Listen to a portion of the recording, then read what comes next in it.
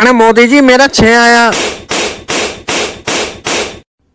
अरे दीदी मेरा तो 3 आया। अरे मोदी जी आज आपको हरा के प्रधानमंत्री हम बनेंगे। अरे दीदी मोदी से पंगा मत लो दीदी। जय श्री राम। जय बांग्ला। सुनो दीदी मेरे भारतवासी मुझे बहुत प्यार करते हैं।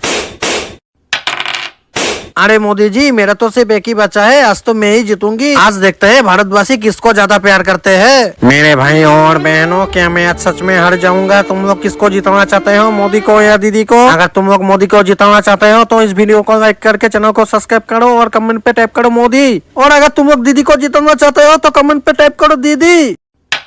अरे दीदी देखो मेरा 6 आ गया, मैं तो जीत गया दीदी।